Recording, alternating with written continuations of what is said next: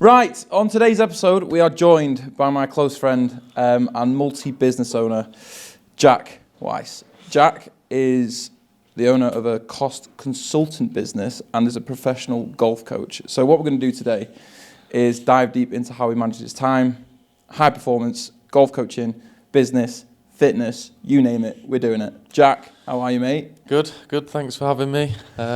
Yeah, like you say, plenty going on at the minute, so I'm sure there's lots to discuss. Yeah, and also, by the time this comes out, which is crazy, you're going to be a dad. Yeah, that is a bit crazy. That's mad. It's still not really hit yet. I think for guys, it doesn't quite hit till later on, so I'm sure it's going to hit me like a brick wall when it happens. But every time I see Cookie, your wife, it's just like...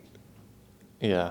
It's like a massive yoga ball. I was like, crazy. Yeah, it's getting real. So. But mate, let's give everyone a bit of insight into kind of your business journey to begin with and where the cost consultancy business kind of was born.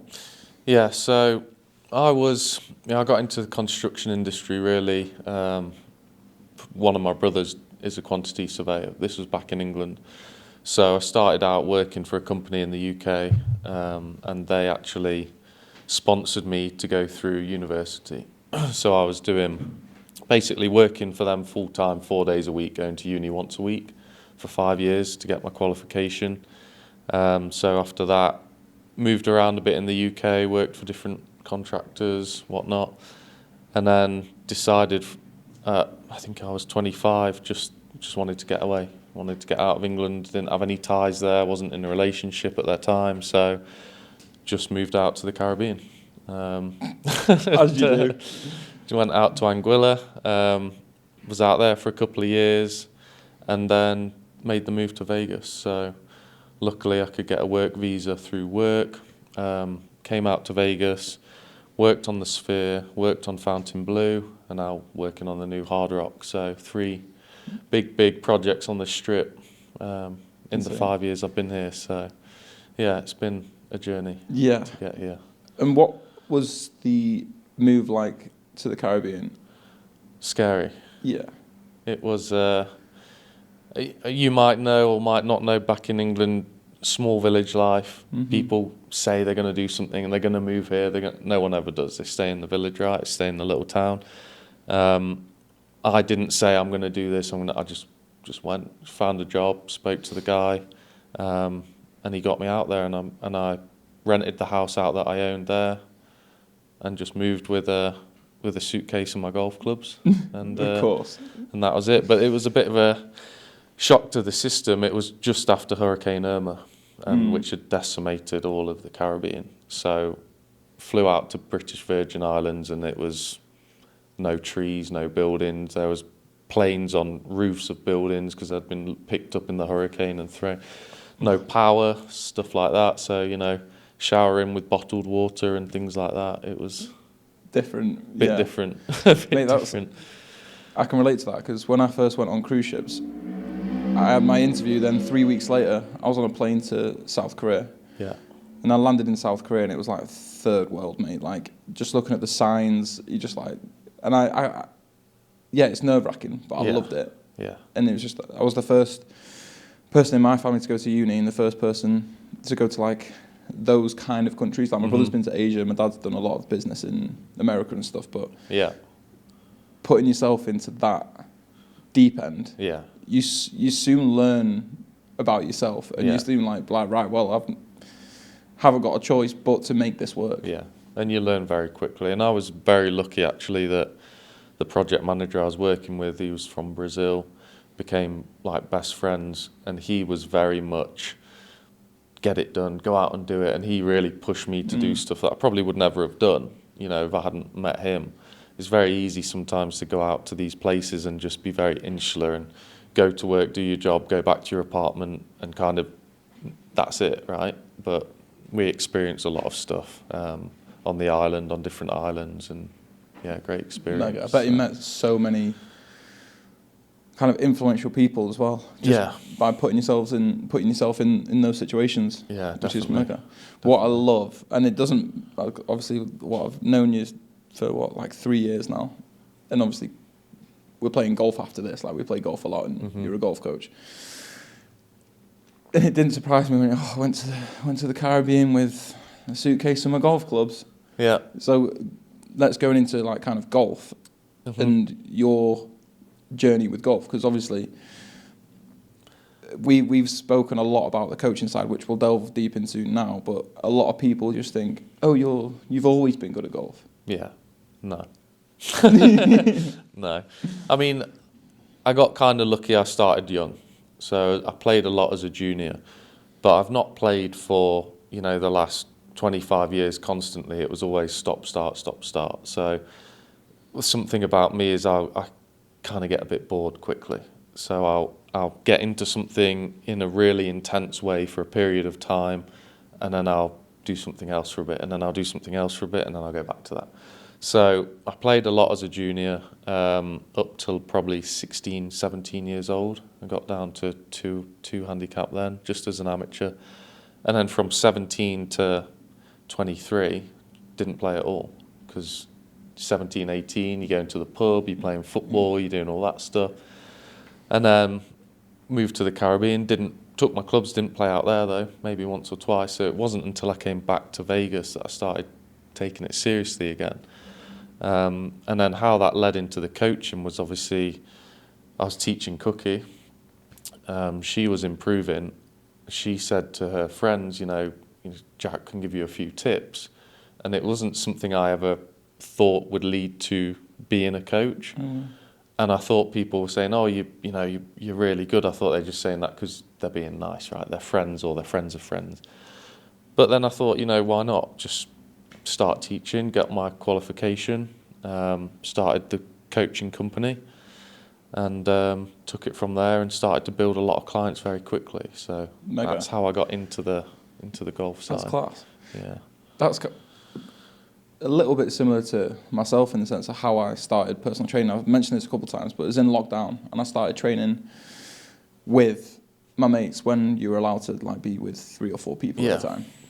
And then I think we were having beers one day, and I was just like, do you think I'd be a decent PT? And they were like, yeah. And it was only with that kind of reassurance of they wouldn't just say it to give me a compliment kind of thing. But you mentioned from the ages of 17 to 23, I think, 21, 23, around that, you didn't play at all. No. And in the Caribbean you didn't play. So how did that affect your game, going from a 2 handicap to not playing regularly for 5-6 years to then? It's tricky, because then when you go back into it, you still have the expectations of how you used to be able to play. So I was going out thinking I'm still a 2 handicapper and I've not played for a while. But so you have to manage those expectations. It took a bit to get back into it, but throughout that time as well, you're growing older, your body's changed, so naturally your swing's going to change a bit. I couldn't swing the way I used to swing, so I had to look at remodeling how I hit the ball and stuff like that. But again, it was almost like a new challenge again. So, but you quickly get back into it, and like I said, when I get into something, I get quite intense with it. So when I came out to Vegas, weather was amazing, obviously coming from the UK, even in the middle of summer. So I'd be on the range, at the weekend, 4 or 5 hours on a Saturday and a Sunday, blisters all over the hands, middle of summer, hot, but I loved it. That's what I wanted to do. And that's what I got enjoyment from. So, some people love just playing, some people love just practicing. I like a bit of both, but I love that getting out there and hitting balls. And, that's class. Yeah. And I remember a conversation we had a while ago, and I was like, how much did you actually play when you were growing up? And you were like, you probably, in the summer holiday, you said your mum dropped you off and you were there for probably 8 to 10 hours a day. And I don't think that obsession's kind of left you. And like you say, you go into phases of being intense with certain things. Yeah. Which I genuinely think that's kind of led to you seeing so much success. Yeah. You wouldn't be working on these massive, massive projects if you weren't kind of intense and obsessed over what you do, how you do it, and seeing results. Yeah, I think you've got to be. I mean, if if you're happy just staying where you are, that's fine. But you can't get to that next step or that next phase by doing 60, 70%. Right? You can't even really get there by doing 80, 90%. You've got to be all in 100% every time if you want to get to that next part and next phase in your life. With anything really, with golf, business, anything. So yeah, I think it's, well, on that is, this might be rub people up the wrong way, but if you actually want to progress something and you're not giving it your all, then you can't expect to progress. Yeah. And then even when you, for example, with all the projects that you've done now and in the past, and even with clients with myself and for you, not everything's going to stick, not everything's going to work. Mm-hmm. But then when it doesn't work, it's not like, oh, that didn't work. And then just like kind of sit back and be like, I'll wait for the next thing to happen. Yeah. You make that next thing happen. Yeah, I think you've got to. And it's, some people say, well, how can you give 100% to everything you're doing when you're doing 3 or 4 different things? Or you've got 3 or 4 different businesses. How can you give everything 100%? And for me, I compartmentalise each one. So I'll set the target. Okay, if I'm coaching golf, I'm 100% in that for that 2 hours or that 3 hours. And then if I'm at work in the office, I'm 100% for that period of time. So I think you've got to look at it in terms of individual aspects rather than trying to give a blanket 100% on everything you're doing.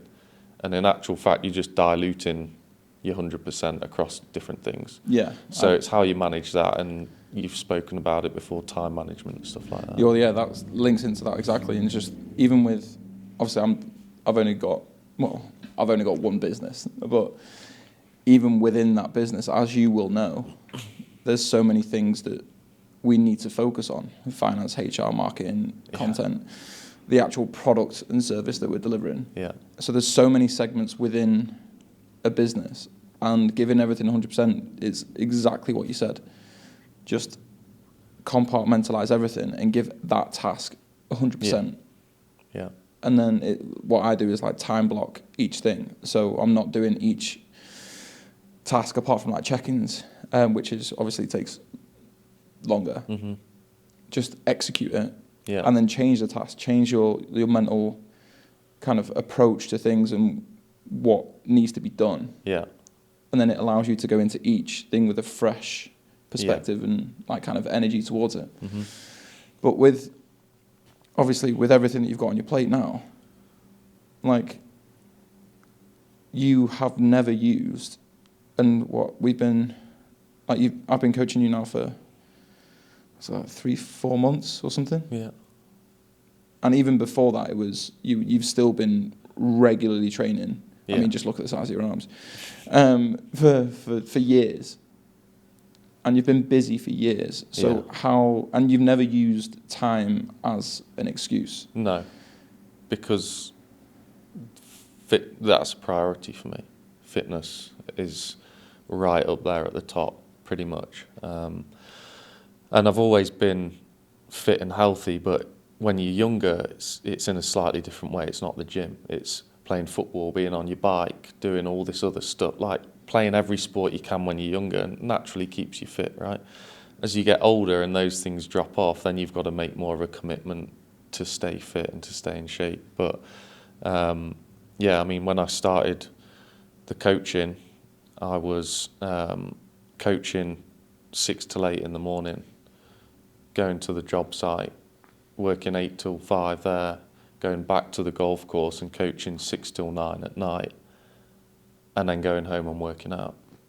And it was crazy. I knew it was for a short period of time, but I've got to have that physical outlet. If I don't have that, then that's going to affect everything else. Mm-hmm. And what I spoke about, giving 100% to everything, I won't be able to do that if I'm not feeling good about being healthy and fit to do it. So I'm not a morning workout person. I'll never be getting up at 4 or 5 a.m. to work out. I just don't do it. I'd rather do it at night, but I will always find time to do it. It's non-negotiable for me. Yeah, I mean, whenever you want to work out, that's fine. You don't have to, like, your results from working out in the morning compared to the evening aren't going to change. Mm-hmm. You still make time for it. And like I've said many times, like it's a key business strategy, not for the fact that you're going to be more confident when you wear a suit or when you go into like a pitch or a business meeting or on a call. It's the mental clarity that you can go into stressful situations. So the Hard Rock, if something goes wrong or a system goes down, it's not like panic stations, even though it will be. You'll be able to just handle that calmer and be like, right, the next course of action is this. Yeah. Instead of being like stressed and being like a headless chicken. Yeah. And a lot of people will be kind of watching this and be like, I genuinely haven't got the time. And I understand that and appreciate it, because life is only getting busier. Yeah. But there's the biggest but. You make time if it's that important to you. Yeah.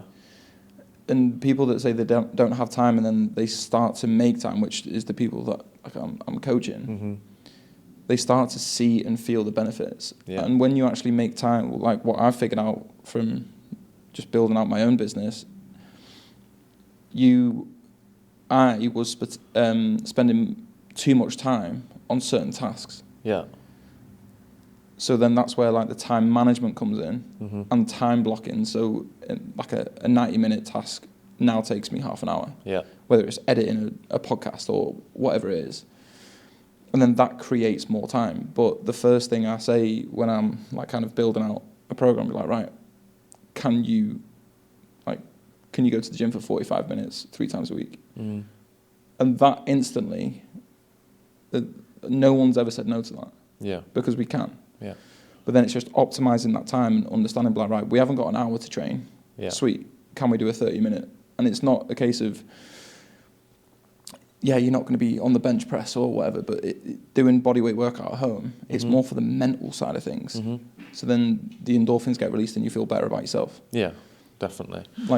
Definitely. And I think, the time, especially for you and in golf as well, time is always going to be the biggest excuse. Always going to be the biggest excuse. But at the same time, if you can sit there and watch a series on Netflix, then you can go to the gym. So if they say, I've not had time this week to go to the gym, so have you not had time to watch any TV this week? Oh yeah, I watch it. And that's again going back to priorities, how much do you want it? But I think with the fitness thing as well that you do, a lot of it, you don't have to be blasting the gym every day, because your nutrition plans are that good that if you just stick to the diet, you'll see big results straight away, And that, something like diet, is zero excuse for that, because that's not a time issue. You've got a sheet of paper that tells you what to eat. Eat that. Eat nothing else. You're golden. Easy. Yeah. Well, going into that, the hardest thing with that is the self-discipline, the self-control. And just linking back, obviously we're doing the shoot, and by the time this comes out, we would have been all over Instagram by now. But one thing with you is, and it's very similar to me, and that's why I love coaching you, is the lack of patience. Yeah. And it's similar with me when you coach me in golf. It's just be like, I get so annoyed. Yeah.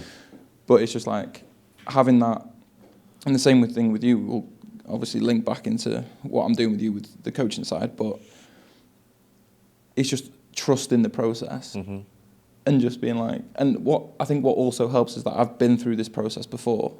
So every time you're like, mate, I'm stuck around this weight, this is just etc., etc. I'm just like, just trust me. Yeah. You know what's coming. Yeah. Whereas the people doing it don't always know what's coming. They're just seeing it at that point in time and reacting to that. Right? And half the time, like even with check-ins, whatever mood that client is in when they check in resembles through. And I remember, like, sometimes I'll turn around and be like, did you fill this in? Not with you, but like other clients were like, did you fill this in when you were tired on like a Sunday evening and you didn't want to go to work the next day? They were like, yeah. And I was like, I can tell. Yeah. Just because everything's quite, there's still wins through it, but I'm like, the energy's just not there. Whether it be simple things like the punctuation, the way the word in the sentences. But patience on the other side, like with me being like your client, mate, some of the drills, I'm like, the ball's going left, right, goes backwards sometimes. He goes, that was a good swing path. I'm like, how have you seen a win in that? Yeah. Absolutely not. But then again, you trust it because obviously I've played with you. I know how good you are, and you've put the hours, like you've got the credentials. So I'm like, right, just stick to it. And then we played around the other week, and it probably one of the best rounds I've ever had. Yeah. And it's just trusting.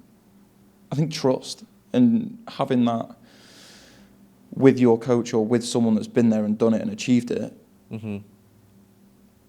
is massive. Like, I don't understand why you wouldn't trust someone that's where you want to be or aspire to be. Yeah, and I've spoken about this slightly before, but when you're looking at coaches and you as a fitness coach leading by example, you're not just telling people to do marathons, you're not just telling people to do you're doing that stuff, you're doing the marathons, you're putting yourself through all this stuff. And like me as a golf coach, I couldn't sit there and tell people what to do if I couldn't do it myself, right? And there's, other coaches out there that don't play golf, which is fine, but I don't understand that, because if I'm teaching someone certain aspects, and I'll try these things myself to see if they work or don't work, and see if they work on different body types and all this stuff. But without playing yourself, without putting yourself in those situations, anyone can tell anyone the theory of something. But to be able to demonstrate and show people what they need to do and why they shouldn't do this and why they should do that, I think is a big thing. And not just focusing, especially in golf, in the lessons on the result. Because like you've said, you've hit a ball and the ball's gone wherever, and I've said, great swing. And you must be thinking, how is that a great swing? But what I'm looking at is how you've moved the body through that particular swing, not the result, because that will come. And that's similar to the fitness and the diet. That will come. But you've got to get this bit right first, and the rest will follow. Yeah. So it's a lot of people looking for that instant gratification. They come to me, they want me to give them some magic drill that's going to fix their swing and fix their life. It's not going to happen. Yeah, I think so. Processes over outcome every single time. And there's a lot of similarities between golf and fitness in the coaching side, and I suppose in the fitness side, but it's having, I suppose, the maturity as well, that if you're going into every single round or every single shot thinking this is going to go in, or this is going to go on the green, this is going to go 300 yards and in the middle of the fairway. And again, it links back to being realistic with expectations. And it's like people eating one salad and expecting to be ripped. Yeah. It needs to be consistent. Yeah. And again, same with the meal plan and being in photo shoot prep. It's like the meal plan only works if you follow it. Well, not just the meal plan, I suppose, any plan. Yeah. But one thing I love about you and the way you coach is it's not one size fits all. And that's what I can really relate to as well, is you've got your swing, and the last thing that you ever do is push your swing on other people. Yeah. Yeah. And that's the 100%. Same thing like with my coaching. Like, the way I'm training won't work for you, because you don't need to train for a half marathon. You just don't need it. You don't want it. But so it's got to be malleable in the sense that it's got to fit you and mold into you and what you want to achieve. Yeah. And the best coaches look at someone on an individual basis. There's a lot of people that try and put everyone in a box and try and teach them all the same way. The reality is, I'm teaching, Cookie, who's a day club, model essentially, and then the next lesson I'm teaching a bodybuilder who's had a spinal injury and a knee injury. How am I going to teach them the same thing? They're completely different bodies, completely different swings. I wouldn't teach people my swing because that's my swing, and I've developed that over a long time. There's certain things I would like to change in my swing, but that's a personal thing. But I wouldn't impose that on your swing. Yours is completely different to other people we play with. So you've got to take everything on that individual basis to maximise what they've got. because they might have strengths that I don't have and vice versa, and you've got to identify them within that person and really focus in and target on those things to give them the best. And too many people try and copy swings or try and copy, they say YouTube and, that's the drill for me, without really understanding why they can't do so. And that's when the frustration comes in, because they're trying to do something that they can't do. And it might not be a mental thing, it might be a physical limitation, that they've had an injury or something, they physically can't do that. And a good example through golf is that if we went to like a gymnast school and people were bending over backwards and saying, I'll just do that. Well, I can't do that. My body won't allow me to do that. Yeah. And it's the same thing in golf. You look at that swing, you think that's great, that's what I want to look like. You might not be able to physically do it. So you've got to understand all these different things. Yeah, and I think it's, again, with linking into kind of fitness and building a routine, is be selfish with it. Like, your routine is your routine. It doesn't, like, one thing is that, like, people copying, like, Mark Wahlberg's routine where he wakes up at 4, trains, it's crazy routine, and people are like, I'm going to do that. I'm like, okay, enjoy it for 2 days. Yeah. Like, it's not going to work for you. Yeah. And the same thing, like, with the swings, like, your swing is your swing. Mm-hmm. Like, and comparing, I mean, there's a whole other kind of worms. It's like comparing swings, comparing physiques. And it's hard not to, because, mate, I saw a swing, I can't remember his first name, but Knapp, K-N-A-P-P on the PGA Tour. Okay, yeah. His swing's beautiful, mate. Yeah. I could watch that all day long, and I'm like, oh. And then you're just like, well, obviously comparing myself to someone on the PGA Tour, like, what is the point? But then comparing yourself doesn't really get you anywhere. What you should do is, like, well, when we do a lesson, is you'll literally compare my swing to my swing. Mm-hmm. And that's exactly what I do, compare your physique to your physique.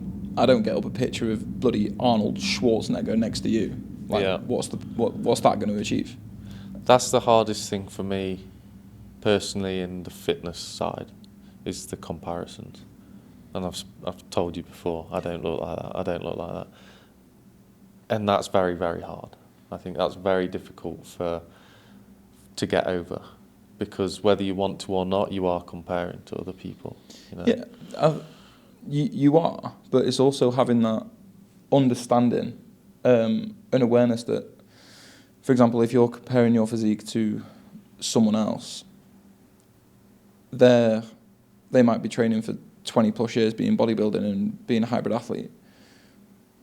So again, it doesn't, like, the first kind of impression, you might feel that, but there's a lot more that goes underneath it. And I'm the same, mate. Like, I went on a hike with one of my mates, Alex, who's in Thunder Down Under, like the topless, like, Magic Mike kind of thing. He's a machine, mate. He's massive, like, absolutely huge. He's like 240 pounds, not an ounce of body fat on him. And we were on a hike, and we were walking past people. Both had our tops off because it was hot, and that's where I've got a savage tan line. And these randomers were walking past me like, has anyone told you look like Thor? And I'm like, well, they're not fucking speaking to me. And I'm like, but then it's again just like understanding that body, like, you have to understand that comparing, we do compare. Like, I stand next to him, like, I'd love arms like yours. Whatever. But then it's just surface level, move on, because you're not living his life, you've not lived their training style or anything like that. But I feel like I used to do it with business, mate. Like, when I first started online coaching, you seen coaches making X amount a month, and it's just like, I will never achieve that. And the more you compare, the less you're actually focusing on yourself. Yeah. So the less effort and mental energy and time you put into being like, I don't look like this, I'll never look like this, I do that, I will never do that, etc., etc. You're just making those beliefs become even louder and louder and louder. Yeah, yeah. And from my side, coaching you, as soon as those have quietened down, you've turned a corner, And it's not like, oh, as soon as you start building that self-belief, you start to see results. It is linked. But as soon as, because I remember instantly, like, I'm not where, like, you are, like, speaking to me. I'm like, I'm not at the same level. I was like, Yeah. Stop. And then as soon as you stopped and just focused on what you need to do. Yeah. I think for me, a lot of it's that competitiveness. That's where the comparisons come from. It's like, I don't want to believe that someone can do something better than I can. And that's when I start to compare. And that's when that competitiveness comes out. And I've often, people sometimes say that as a negative thing, like, oh, you're so competitive. I'm like, I love it, mate. Why is that a bad thing that I'm like that I want to win, that I don't want people to beat me? And often people try and spin it as a negative. But that's just the way it is. And I think that's, without that, you're not going to get very far, because you do need that element of wanting to be the best, not just the best you are, but you want to be better than that person. You want to be faster than that person or hit it further than that person. And that can help drive you and give you that drive that you need to take the next step. Yeah, So, I think someone asked me before, it's just like, what is kind of, or how do you define high performance, in the sense that, is it performing better than the next person?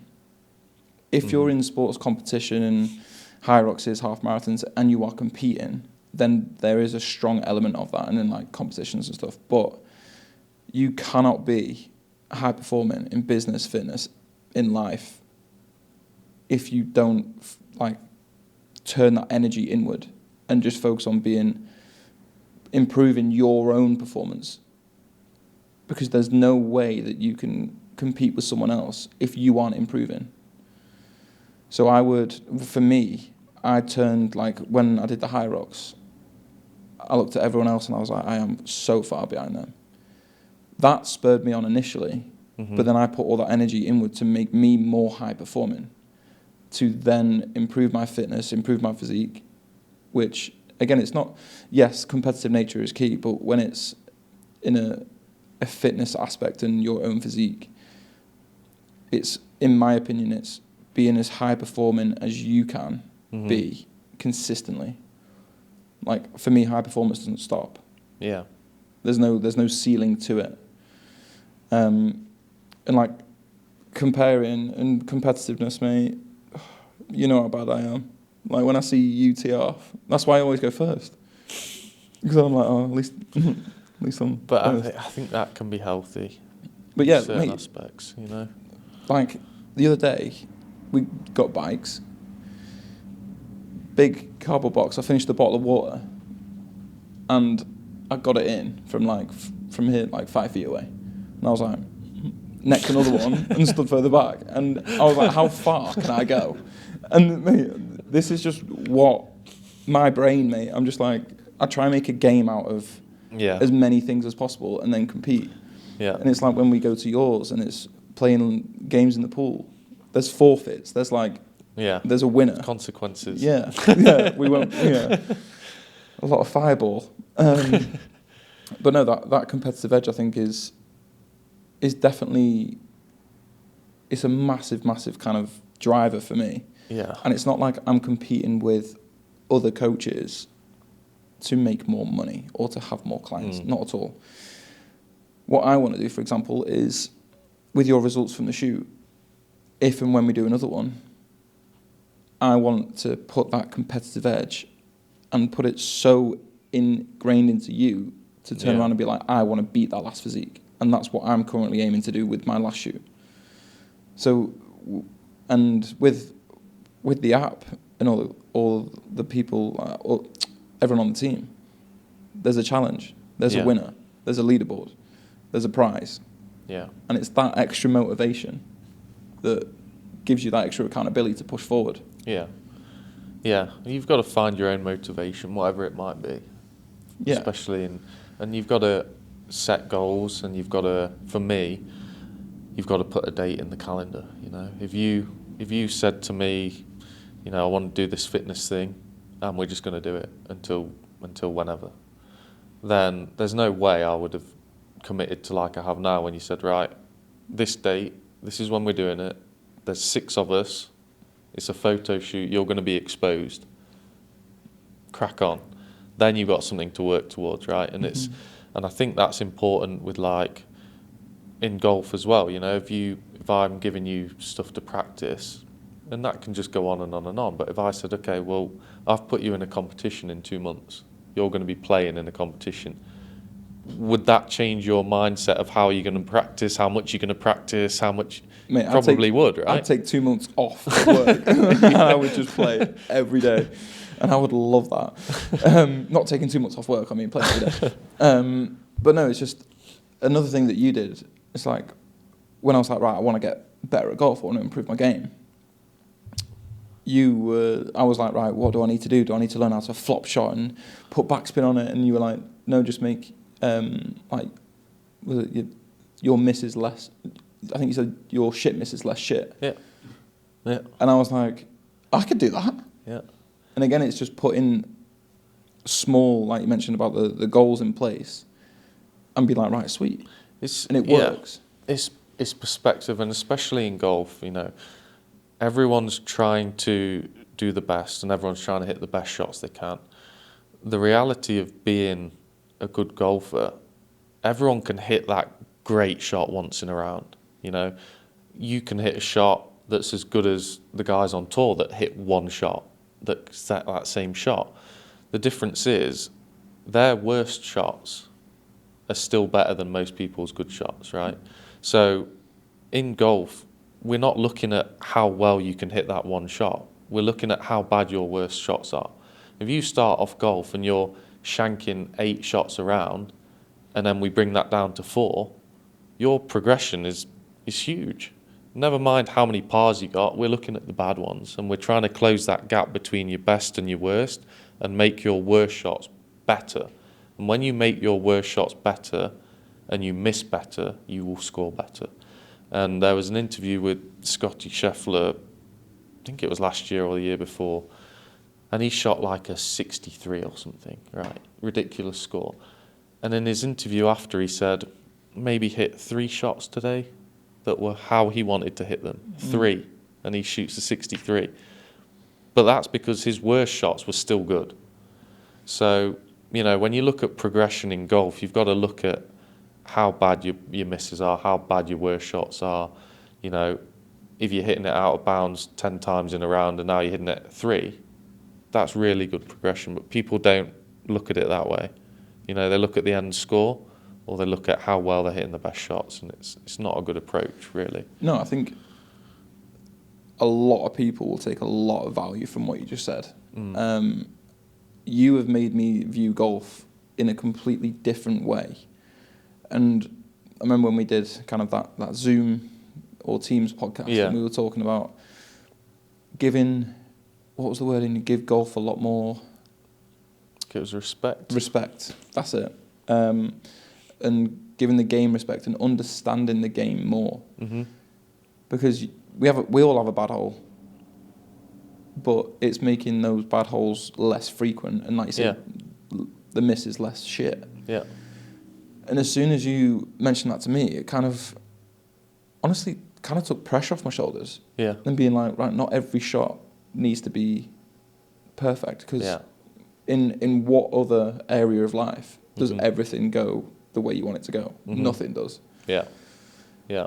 And it's just rolling with the punches. And I suppose you've built this from playing so consistently over the years and working on your game and everything of the sort with golf. But the mental strength from having a bad shot or ball going in the water or getting a 3-putting on it when you're there for eagle, been there. I have got an eagle, by the way. I didn't see that one. Yeah, you weren't there. But how, for example, do you bounce back after a shocking hole or a shocking shot? That's a good question.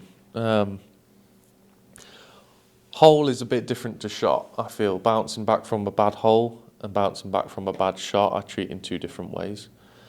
A a bad shot is a bad swing, maybe, or a bad, didn't quite time it right, something wasn't quite right. But, in a golf swing, you're talking millimeters, you're talking fractions. So the difference between, hitting the ball 300 yards down the middle and out of bounds, the club face impact is from that to that. Yeah. You can't even see it in real time. A degree. So a bad shot, I forgive myself pretty quickly, it was a bad swing. And then I think, okay, next shot, where is it?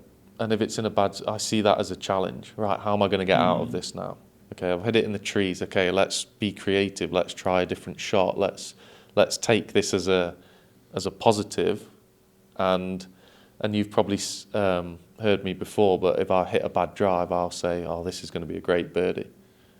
And I've just hit a really bad drive, but why am I thinking? Because that's gone, we can't change that. Let's move on, see how we can get to the next shot, be creative and make something happen.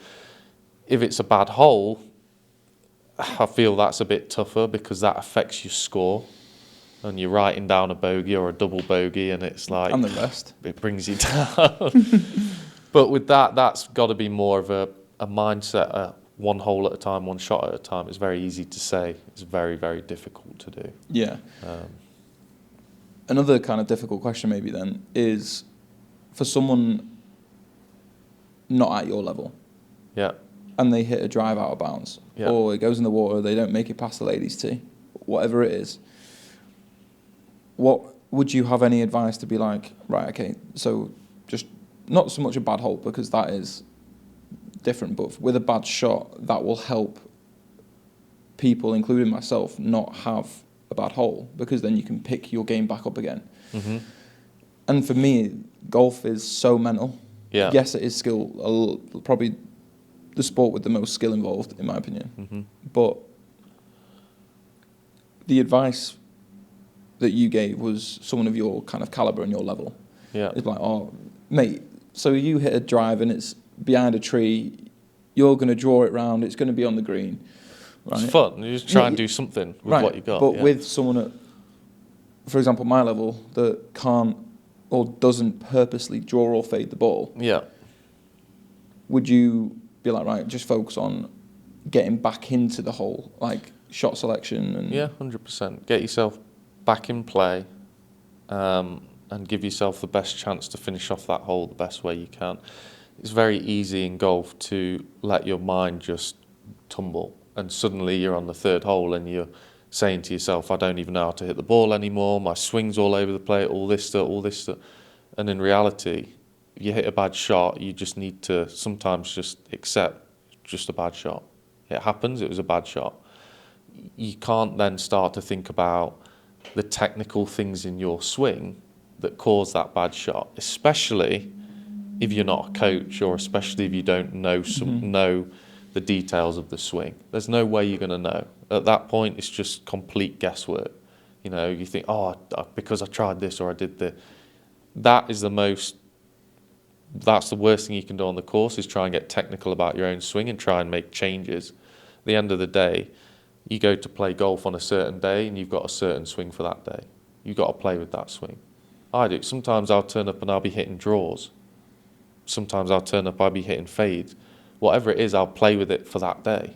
And amateurs try and do too much, Hit a bad shot, get to your ball, think of a target, right?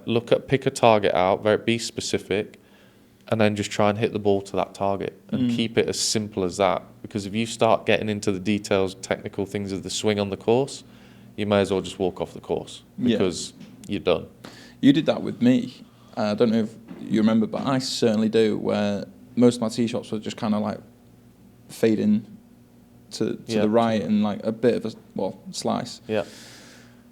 And then I was obviously aiming down the middle, and they were all going in like the rough or out of bounds. And then you were just like, right, well, aim on the left side of the fairway and do exactly what you were doing. Yeah. We're not going to try and fix anything. Just keep doing what you're doing and just change your target. Yeah.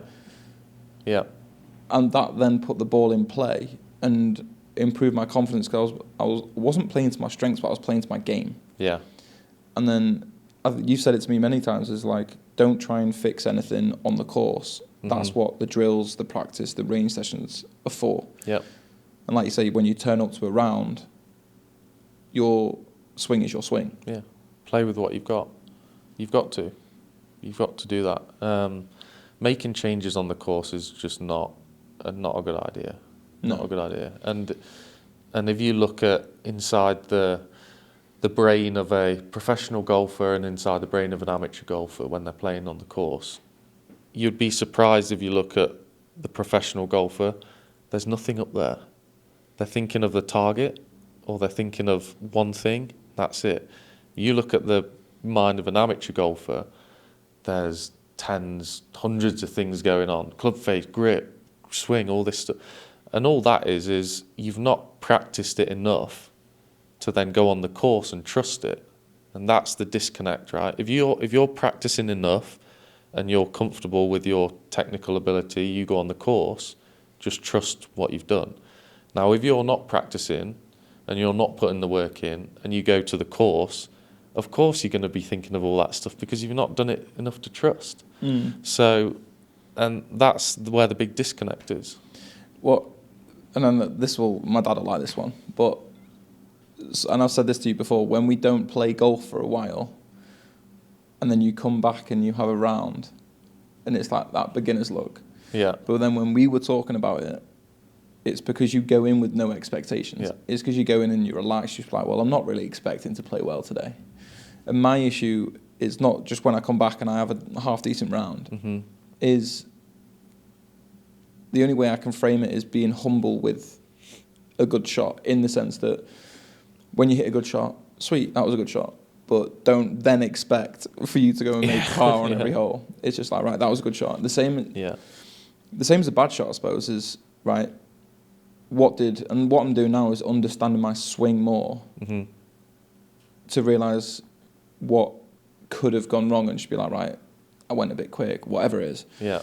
So just like you forget about a bad hole, you then appreciate the good shot, but then clean slate again. Yeah. And the mental side of golf is hard because naturally we focus on the bad shots that we hit. That's the same with life. You very rarely focus on the best shots you hit, because after the round you're thinking, oh, I could have scored this if I didn't do that. Could have scored that if I didn't do that. Mate, I say that every round. And it's like, well, yeah, if you'd made that 3-foot putt, you could have scored one shot better. But don't forget, you made that miraculous chip from 30 yards that went to 2 foot. So if you didn't have that good shot, then your score would be worse. So after every round, I try and think about and speak to people I play with and ask them what their best shots were of that round, because then that sticks. Instead of saying what went wrong, it's, okay, what did you do good? What were your best shots today? Take that into your next round, or take that into your coaching session or whatever, and we'll work on that. Yeah. So. I like it when you do that because it makes you, again, just focus on the positives and be like, do you know what? I actually did hit some good shots that I actually meant to hit. Yeah. And especially when you finish a round of golf, like the people that play golf know that it is, what did you say? It's the most relaxing way to get frustrated. Mate, that is going to go viral, bro. I mean, it is so true. Like, do you know what? I can't wait to play golf. And then you tee off and be like, this is shit. You're like, oh, it's good to be out here. It's great to be out here. Yeah. That's why when people start and they come to me for coaching, and I say it right at the beginning, you know what you're getting yourself into, because this is something different. You might have played other sports before, you might be an athlete in other things before, but golf is just very, very different. Yeah, you know? It's like, I don't care if you were a track star back in 1972. Like, this is going to be one of the hardest things you'll ever do, because it is literally, you can't, yes, fitness comes into it, but it's obviously hand-eye coordination, mobility, but it's all mental and sequencing. And that's what we worked on a lot, is sequencing and putting the foundations in place to then build on top of a swing. Yeah. And one of the things I say all the time is, like, you don't build a house and put the roof on first. Yeah. The same with fitness. You can't expect to change your life, essentially, or change your physique without changing your behaviours, your habits, and all that stuff. And it's the same thing that we focused on. Same. And that's why it's always important to go back to the foundations and the fundamentals of the golf swing, because I see people coming to me that have been playing for years and they haven't got the fundamentals right. They've got nothing to build off, and they wonder why they can't be consistent, or they've hit a wall and they can't break through it. Mm-hmm. So then you have to almost dismantle it back to the start to rebuild, to get them past the point they couldn't get past before. But when egos are involved and people are worried to take a step back to get worse, to then break through to get better than where they were, they're focusing on the steps back. They're not looking at how to get forward. And that's one thing as a coach that's like, it's difficult to convey, that you need to take a step back and get worse, but ultimately it's going to help you. Yeah. I think, again, that dropping the ego is massive, but also it links back to what we were saying about having trust in the person you're seeking advice, help, and guidance from. Like, if I'm coming to you and being like, mate, I just help, then you help, but then I don't listen to the help that you're giving. Yeah. It makes no sense. No. It makes no sense. And when we were like kind of doing my sequencing, and I hit a few balls and you're like, right, put the club down. I was like, yeah, but in my head I was like, it's a golf lesson. I need a club. But with the drills, with that like balancing board and just the angles and everything, then you introduce a club. Mm-hmm. And it's just, it is a thing. It's, it's golf. You look at golfers play golf, they make it look easy. You think, I should be able to do that. The ball's not moving. Just got to hit it over there. What's hard about that? Yeah, you got to put a ball in a hole. Yeah. Sounds easy. Fucking well hard, isn't it? But, it's different to other sports where you're reacting, you can rely naturally on your instincts. You can, if a ball comes flying at you in baseball, your hand goes out. You're not thinking about putting your hand out. It just goes there to catch it, right? If you're throwing something or you're playing tennis or football, your body's going to react. Mm-hmm. Now with golf, because you just stood there, it's just you and the ball, and you've got to start the movement, you've got to finish the movement, and you've got to do everything right in between, it suddenly becomes very complex. But you've still got to try and maintain some athletic ability, and that's what we'll try and do with your swing, is use what you've got to enhance your swing, right? And we don't want you to feel robotic, like a robot golf swing. We want you to use your natural flow and movement. That's what we worked on, because that's what's going to help you, right? So I always ask people when they start lessons, do you play other sports? Because then I'm already thinking, how can I relate that to this, right? And how can I use that to our advantage to help you with the golf swing? And you've got to do stuff like that. Yeah, what you just said there is like is huge. Is kind of finding out more about your client, so then you can literally convey and change your coaching style to them. Yeah, which I feel like is amazing. Yeah. And I do that as much as possible, and simplify everything. Yeah. And that's exactly the correlations between a golf coach and a fitness coach are extremely similar. Mm-hmm. And the more you can simplify and engage that client with your coaching style, with language that they can then instantly digest. Yeah. And you could have said to me with our last session another phrase, but you said Lupalinda, right? It will make no sense, but to me, it made sense. Yeah. And it was a massive impact, because if you then tried to give a scientific phrase or name for that movement or the technical, I would have been like, what is he on about? Yeah. I was like, imagine you're coaching a 3-year-old. Mm-hmm. And that's kind of the way I learn. And I don't always explain stuff in that way, because you need the scientific and all that stuff. But the more ways you can explain things in a simple way, the engagement that you receive, and also the implementation and the action that you also receive. There's nothing better for me is, for example, with you, like following the plan, seeing results, the implementation and the action. Yeah.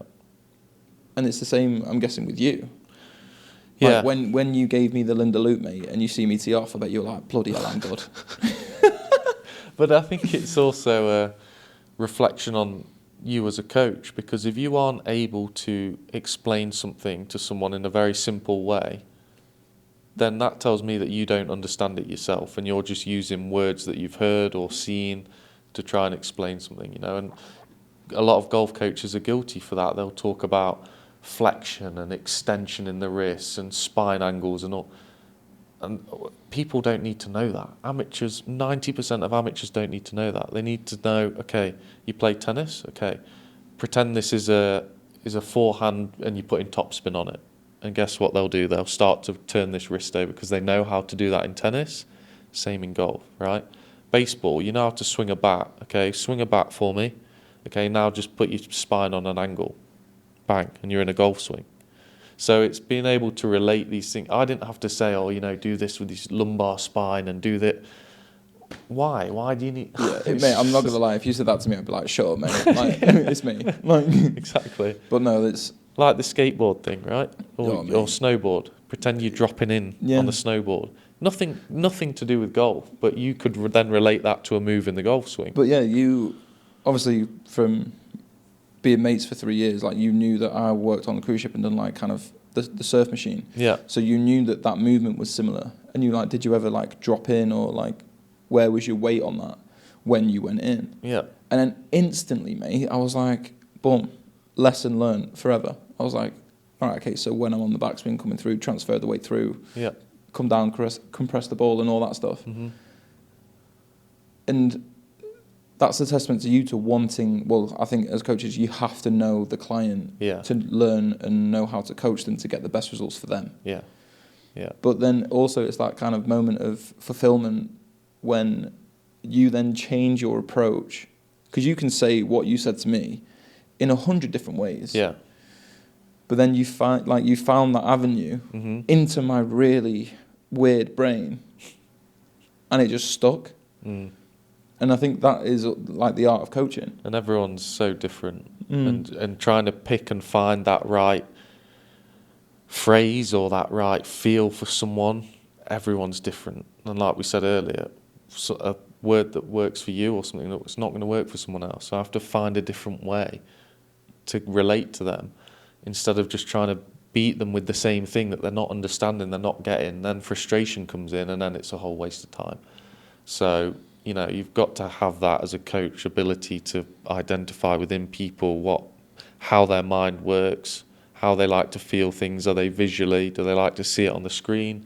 Do they like me to put them in a position so they can feel it? Mm-hmm. All these different things, and like I say, everyone's different. So. Yeah, and I think that's what sets good coaches apart. Well, amazing coaches apart from just coaches that are just picking up a payday. Like, you genuinely have passion for getting the best out of people. Yeah, too much sometimes, because you take it personally sometimes if they're not progressing the way you think they should be.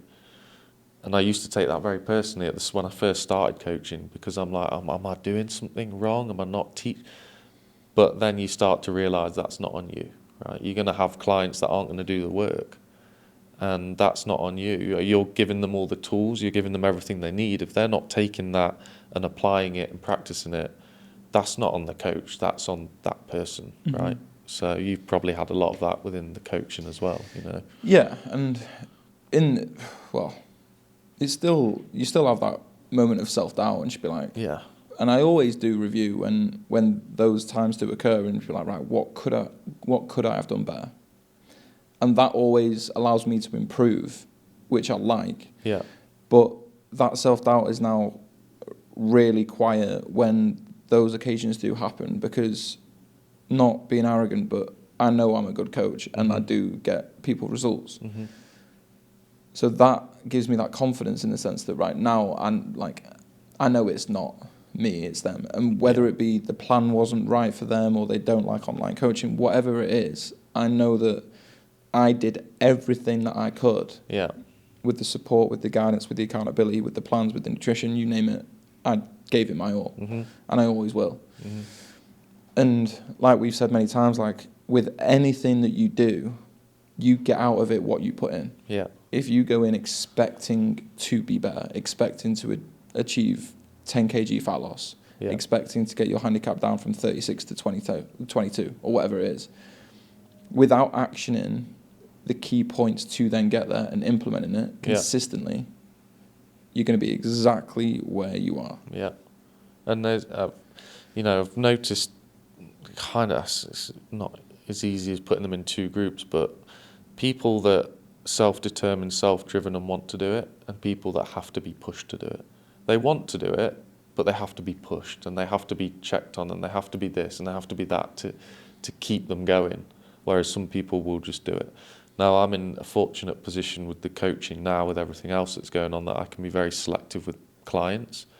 So the clients I'm taking now are those ones, the self-driven. I'll give them stuff, they'll go and do it. Because I haven't got the time now to be wasted, to be pushing people, to be following up, to be checking in. Have you done this? Have you done that? If you don't want to do it, fine. But I'm not going to spend my time now doing that for you. Yeah, I'm similar. Don't get me wrong. Like I'll always, and again, I love speaking to my clients and checking in and seeing how they're getting on. But that time on someone else, that time that you can spend on someone that is unbelievably driven, that wants to change their life, change their golf swing, is taken away by people that don't want, they want it, but they don't want to do the hard work. Yeah. Yeah. And then they it's want just the result. Yeah, they want the result, but they don't want to do the hard work. Yeah. And any result, life, business, sport, that you want to achieve, you're not going to get there without hard work. Mm-hmm. Like, it's just a fact. Yeah. So that time that you're not wasting as such, but that time could be spent on pushing these people that actually really want to and are implementing to change their life. That time and energy you can put into them and make their results even better. Exactly. 100%. Mate, can we book this out for another hour? This is insane. Mate, I've loved that. So Jack, just to round off, mate, for anyone looking for coaching tips, golf advice, lessons in Vegas, where can they find you? Instagram. Like I say, I've dialed back a little bit now on the lessons, but I put a lot of swing advice and things on the page. I'm still taking clients, but only if you're driven. More selective. Only if you want to do it and take it seriously. But yeah, apart from that, I'll be out on the course and shooting some videos out there. And yeah, I mean, we need to get off because we're teeing off in a couple of hours. But no, thanks again, mate. Class. Really, really nice work. Thank you. Appreciate it.